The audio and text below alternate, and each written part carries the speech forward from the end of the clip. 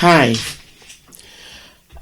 One interesting fact about African history is that while Africa was enjoying its golden age, Europe was encountering a general downturn in productivity and economic growth.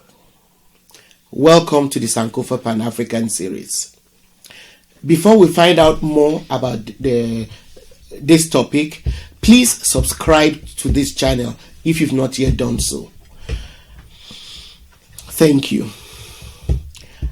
I know that it is possible to look at the way that someone like Mansa Musa drew undue attention to himself when he went on pilgrimage to Mecca, and the amount of gold that he spent there and in other places like Egypt on his way to and from Mecca.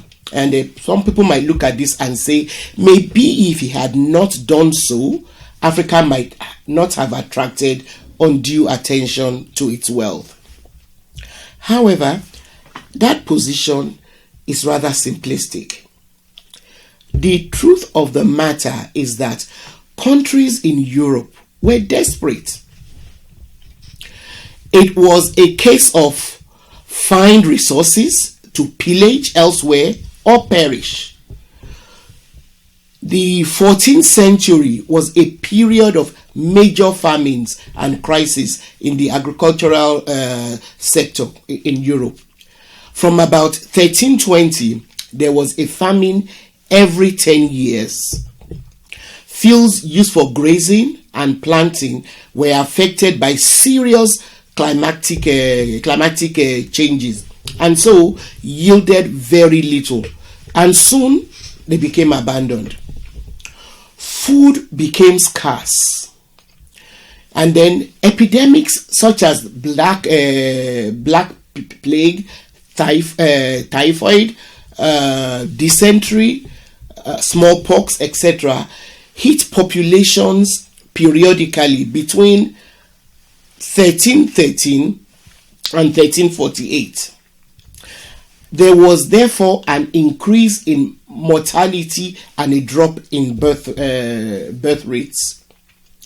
Citizens grappled with very poor standards of living, with limited nutrition and several health problems. So these conditions in Europe were to have dire effects on the rest of the world, especially continents like Asia and Africa, which had and still have rich resources. So most monarchs in Europe who had been looking for sources of wealth invested more in mercenaries who have now become canonized, in history as explorers. These mercenaries were prepared to risk their lives looking for wealth in these two continents as well as in the New World. So with the wealth they found and bestowed on their monarchs, these mercenaries then bought respectability. So also, based on the information provided by these mercenaries when they visited these continents, these so-called explorers, other people from Europe then started exploring and migrating to colonize other continents in order to find the wealth with which they then improved life in their own home countries. One thing which I find very disturbing and which we should all pay attention to is that as I continue to research this period in history, the irony of how migration has become so highly criminalized and politicized, so much so that a man like Donald Trump got elected based on a half-brained plan to stem immigration is just very puzzling. We now have a situation in which, first, although there is lip service paid to giving preference to migrants who are war refugees, others who embark on migration as a result of economic hardship are criminalized if they don't end up dying during the perilous journeys or practically ending up enslaved. Now, this irony is driven home when one realizes that migration is a natural part of human life.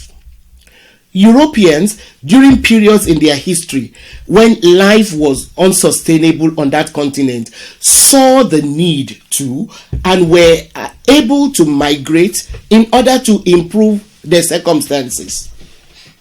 So, while I'm not advocating that Africans and people from other continents should be given free rein in the developed world and that everybody should just they should just open their borders and let everybody in so that they don't become overwhelmed, I believe attempts to stem the current tide of migration must prioritize the rights of human beings, to economic survival and free movement. Why is there such little effort to address the huge and widening economic gaps between countries? How do we justify a world in which cats and dogs in some parts of the world are better fed than human children in other parts of the same world?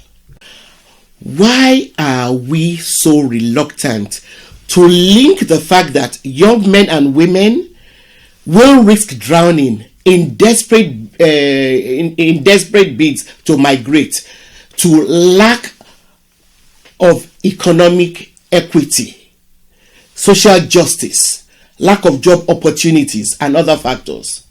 We must link these factors. Anyway, going back to the decline of Africa's golden age, as a result of continued contact with the Arabs and later Europeans, Africa witnessed fundamental changes.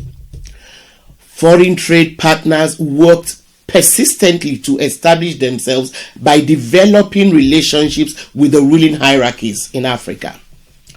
Mostly, they did this by fueling and exploiting ethnic and religious divisions. Old rivalries and hostilities were inflamed or revived.